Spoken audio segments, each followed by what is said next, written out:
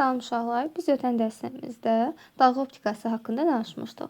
Dalğa optikasında deyirdik ki, işıq özünü dalğalar kimi aparır, dalğa kimi aparır.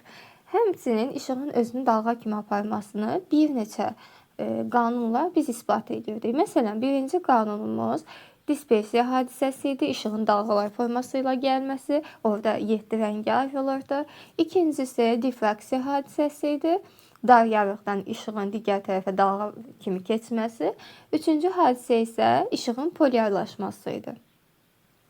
Bugün isə öyrənirik ki, işıq dalğadan əlavə həmçinin özünü zərrəcik kimi də apara bilər. Yaxşı, görək bu zərrəcik hansı zərrəcikdir və necə olur? Biz tərifdə deyirik ki, biz əvvəlcə Planck hipotezinə baxırıq. Tərifdə deyirik ki, atomlar elektromaqnit enerjisini ayrı-ayrı porsiyalarla, kvantlarla buraxır. Ayrı-ayrı porsiya. Buraxılan hər bir porsiya, yəni hər bir kvant, işıq zərrəciyi adlanır. Həmin işıq zərrəciyinə də biz foton deyirik. Fotonun özünə məxsus xüsusiyyətləri var.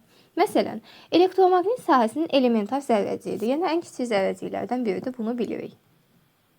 Yaxşı, burada deyir ki, ikincidə antizərrəciyi yoxdur. Fotonun antizərrəciyinin olmaması nə deməkdir? Çox ümumiyyətlə antizərrəciyi yadımıza salaq.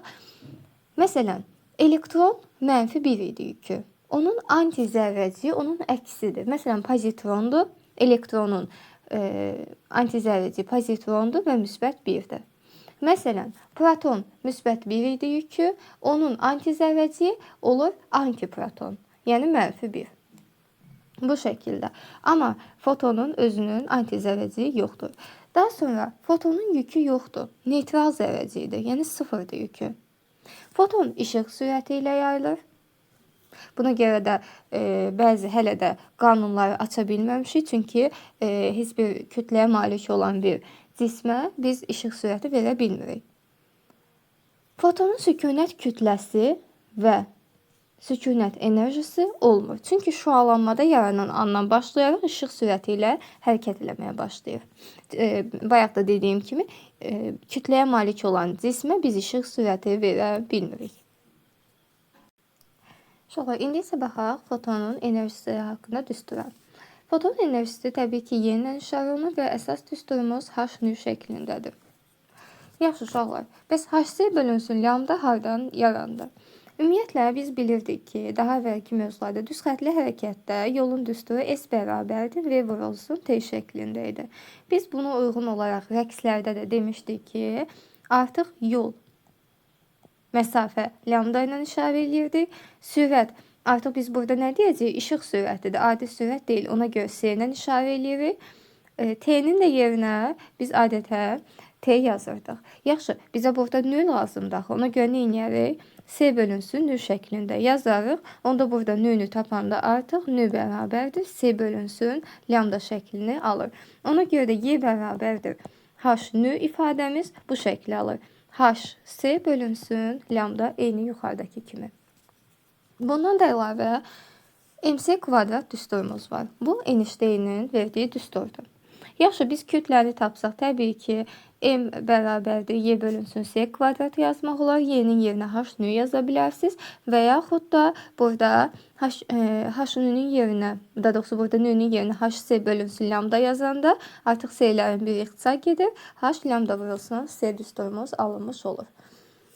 Bu düsturdan adətən çox da istifadə etməsək də fotonun impulsu məsələsindən çox istifadə edirik. Ona görə də bunu bilmək vacibdir. P bərabərdir, Y bölünsün S. Bunu niyə belə yazdıq? Normalda impulsun düsturu nədir? MV'dir.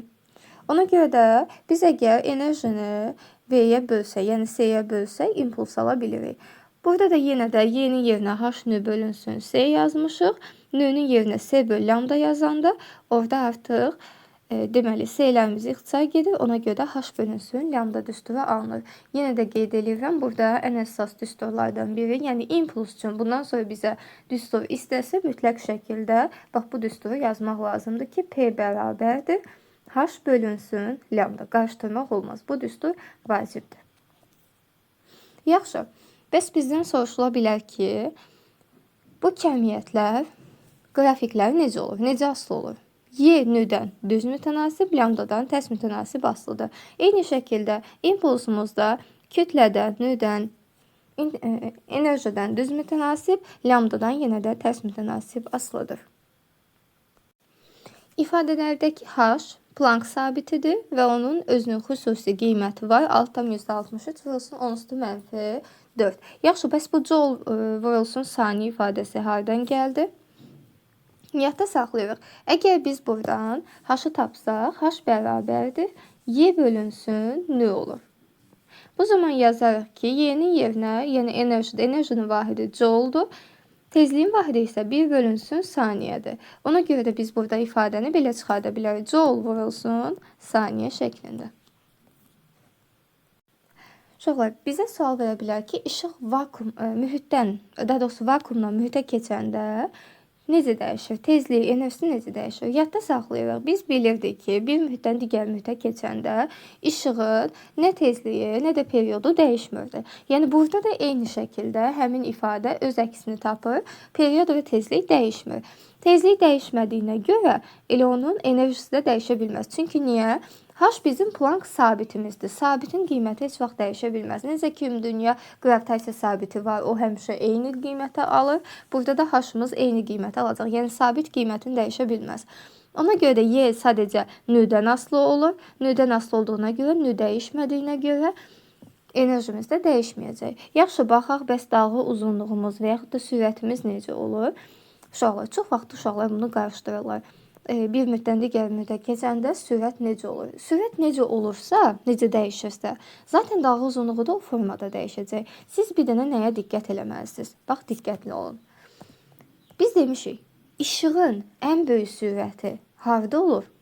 Vakuumda olur. Ən böyük sürət vakuumdakı sürətdir. Sonra mühitə keçəndə artıq o havadakı molekullarla və s. o yavaş-yavaş azalmağa başlayır. Deməli, ən böyük vakuumdaydı.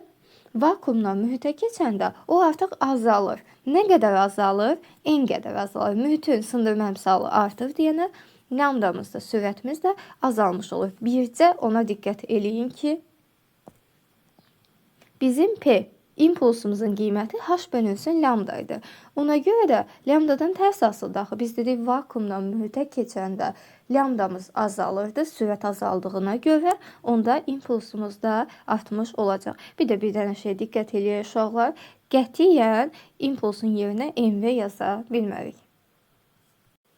Uşaqlar, biz əvvəlki mövzulardan da öyrənmişdik ki, işığın fotoeffekt qanunu var idi. Yəni, işığın təsiri ilə metalın səthindən elektronun qoparılması hadisəsinə biz fotoeffekt deyirdik.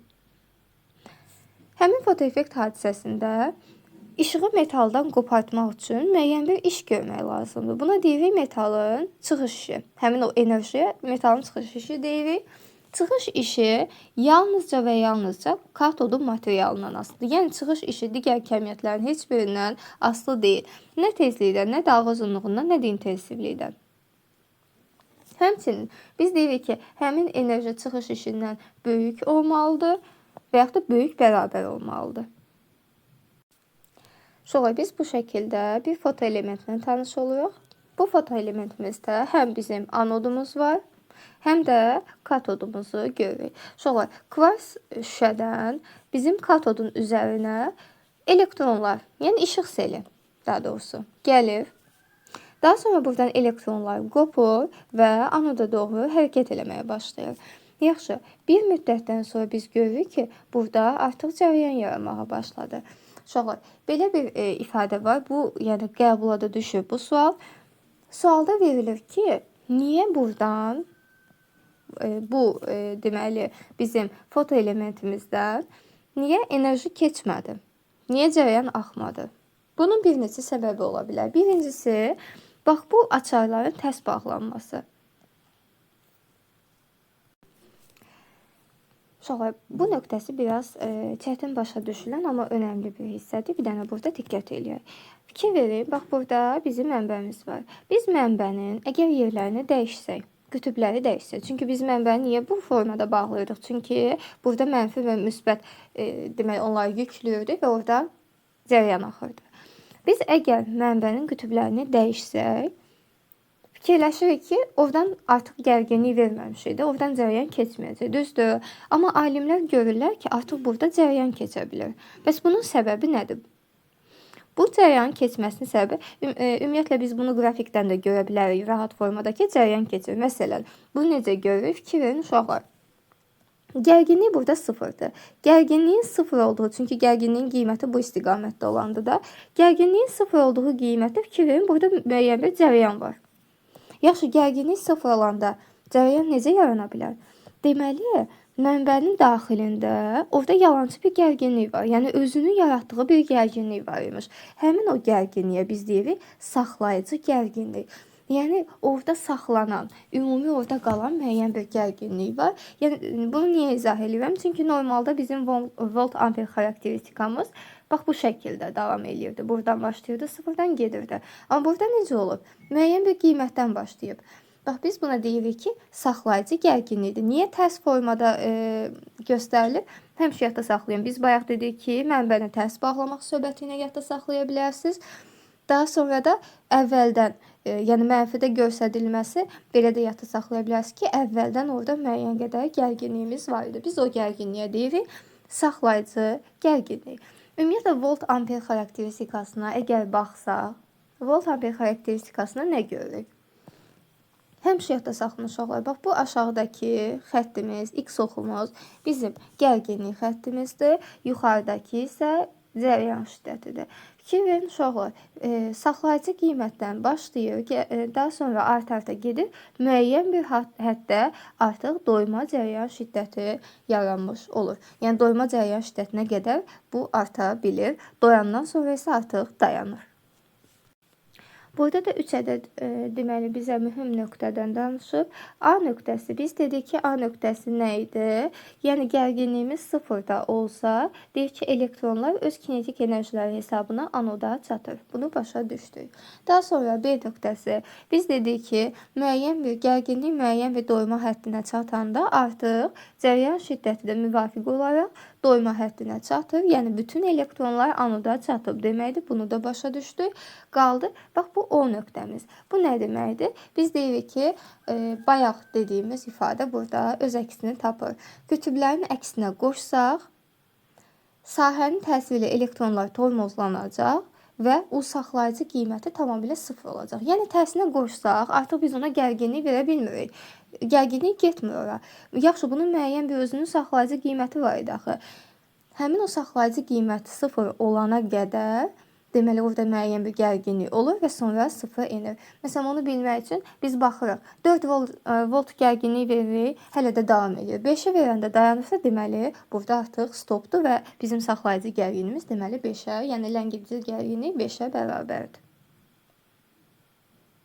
Bundan əlavə baxsaq, uşaqlar, yadda saxlayırıq. Doyma cərəyan şiddəti saydan düz asılıdır, bir də intensivlikdən düz asılıdır. I doyma, intensivlik və N. İdın kimi yadda saxlayırdıq bunu.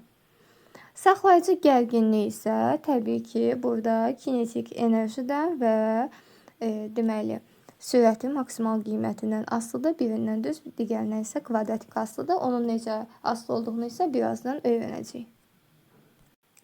Uşaqlar, fotoeffektin əgər qanunlarına baxsaq, birinci qanunu nədən ibarətdir? Biz bayaq dedik ki, deməli, bizim intensivliyimiz, cərəyan şiddətimiz və say. Bunlar bir-birindən düz mütənasib asılıdır. Doyma cərəyan şiddəti. İşığın doyma cərəyan şiddəti düşən işığın intensivliyi ilə düz mütənasib asılıdır. İntensivliyi, deməli, biz cərəyan şiddətindən fərqləndirmək üçün J kimi yazırıq. Düşən işığın tezliyindən və dalğa uzunluğundan isə asılı olmayacaq. Bunlar bir-birindən asılı və həmçinin də bayaq dediyim kimi N-dən də asılıdır. Fotoeffektin ikinci qanunu. Nü, yaxşı, bayaq dedik ki, İ'dir, doymadır, N-dir və yaxud da bu dediklərimizin hamısı bir-birindən düz asılıydı. Yaxşı, bəs bunlar nüdən, lambdadan asılı deyildirsə, nüdən və lambdadan asılı olan nələrdir? Yadda saxlayırıq uşaqlar. V, P, Y kinetik. Zaten bunları bilmək rahatdır. Yəni kinetik enerjinin də impulsun içində sürət var. Deməli bunlar üçü bir-birindən düz asılıdır. Bir dənə də orada saxlayıcı gərginliyi də yadda saxlayaq. Deməli nümüz bunların hər birindən düz mütənasib asılıdır. Bizcə lambdadan tərs asılıdır. Bunu əvvəlki mövzulardan da bilirik ki, nü ilə lambdamız tərs mütənasib asılıdır. Qaldı ki, bu kəmiyyətlər yenə də işığın intensivliyindən asılı deyil. İntensivlik yalnız bayaq dediyimiz kəmiyyətlərdən asılı idi. Uşaqlar, bunlardan danışmışkən, gəlin qrafiklərə baxaq. Fikir verək uşaqlar burada. Bu bizim intensivlikdir, bu isə gərginlikdir. İntensivlikdən asılı olan kəmiyyətlər nə idi? I doyma, N və nə deyirdik biz buna? Yenə də biz ona intensivliyimiz. Hamısı cəryan şiddətindən asılı olan kəmiyyətlər bunlardır. Uşaqlar, baxaq. Fikir verin. Cəryan şiddətinin ən böyük qiyməti 3-dür. Sonra gəlir 2, sonra gəlir 1. Doyma cəryan şiddəti ən böyük 3-də, sonra 2-də, sonra 1-də.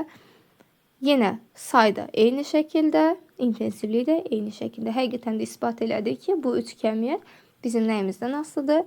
İşığın cəryan şiddətindən asılıdır. Qalan kinetik enerji, impuls, sürət, tezlik. Bunlar nədən asılıdır? Saxlayıcı gərginlikdən düz mütənasib asılıdır. Bircə lambdamız tərs mütənasib asılıdır. Biz də bilirik ki, bütün düsturlarda tərs olduğuna görə dalğa uzunluğu digər kəmiyyətlərdən tərs asılıdır. Yaxşı, necə bilərik ki, bunlar hamısı düzdür. U-dan düz asılıdır. Yaxşı, bəs necə bilərik, harada U daha böyüdür? Uşaqlar, həmişə yadda saxlayın. Koordinat oxunda qiymətlər sağa və sola getdikcə artır. Düzdür, burada mənfilər riyaziyyatda nəzərə alırıq. Amma burada siz o mənfini nəzərə almayın, onun moduluna baxırıq. Necə ki, bu tərəfə getdikcə biz deyirik 1, 2, 3, 4, 5. Burada da normalda bu istiqamətə getsə -1, -2, -3 və s. getməlidir. Biz onların modulu kimi baxırıq və necə deyirik? Ən böyüyü 3-dədir, sonra 2-dədir, sonra 1-dədir. Eyni şəkildə kinetik enerjimiz də eyni formada olacaq. İmpuls da, sürət də, tezlik də bircə lambdamız tərs mütənasib asılıdır. Uşaqlar, məsələn, bu qrafikə baxaq. Fikir verirsiniz, uşaqlar. Cəryan şiddəti 3-də daha böyük, sonra 2-də, sonra 1-də. Ona görə də doyma cəryanı, say və intensivlik. Üçü də necə asılıdır bundan? Cəryan şiddətindən i-dən bunlardan düz asılıdır. Fikir verin uşaqlar. Burada u'lar bərabərdir bir-birinə. U2 ilə U3 bir-birinə bərabərdir. Daha sonra U1 gəlir. Demişdik, sol tərəfdə olanlar daha böyük olur. Bu tərəfdəki isə ondan kiçik olurdu. Fikir verin, bunlar ikisi bir-birinə bərabərdir. O da böyüdür, U saxlayıcı. Ona görə kinetik, P və nü eyni şəkildə asılı olmuş olacaq. Bu şəkildə baxsaq, yenə də eyni formada. Burada bir dənə fərqli olan nədir? Uşaqlar, fikir verin. Doyma cəryanı 1 ilə 2-də bərabərdir. Ona görə də fikir verin, burada 1-2-lər bir-birinə bərabər olacaq. Qalan kəmiyyətlər eyni bayaqki kimidir. Bu şəkildə baxsaq, artıq doyma cəryan şiddəti 2 ilə 3-də bərabərdir. Ona görə də burada da 2 ilə 3-lər bərabərdir. Onlar da böyüdür 1-dən. U-ya baxsaq, fikir verin, U3 ən böyüsüdür, 2 ilə 1 isə bərabərdir. Ona görə də burada da eyni şəkildə verilir. Bir dənə lambda diqqət edin. Lambda onun tərsidir. Uşaqlar, son olaraq biz fotoeffektin 3-cü qanununa da baxaq. Burada nə deyir? Deyir, hər bir maddəyə uyğun fotoeffektin minimal bir sərhəddi var. Həmin sərhəddə biz qırmızı sərhəd deyirik. Uşaqlar, bunu necə yadda saxlaya bilər? Məsələn, hər bir insan bir qırmızı çizgisi var da, deyir ki, mənim qırmızı çizgimi o tərəfə keçmə. Və bura qədər səbr eləyərəm, oradan o tərəfə keçmək olmaz. Və burada da elədir. Fotoeffektin özünün xüsusi qırmızı çizgisi var. Deməli, burada nəyə baxırıq? Düşən işığın tezliyi qırmızı sərhəddən əgər böyük və yaxud da bərabər olsa, fotoeffekt baş verəcək. Tezlik minimumdan ya böyük olmalıdır, ya da bərabər. Yəni ki, məsələn, bu əşya 10 manatdır.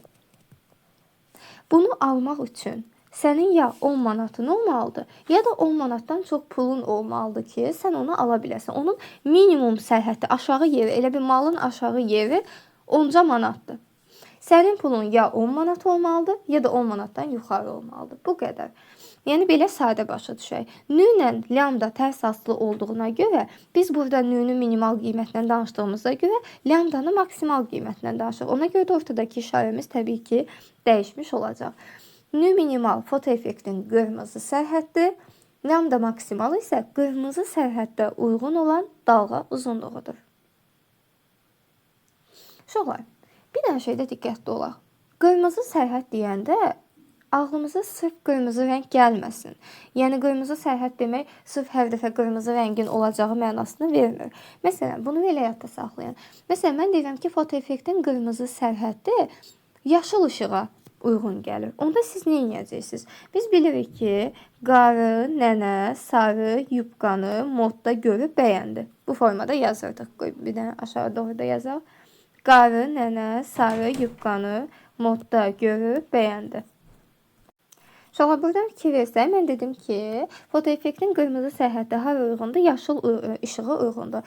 Biz nə demişdik? Demişdik ki, yəni qırmızı sərhədin yaşıl işıq olması, yəni minimalı bu qədərdir.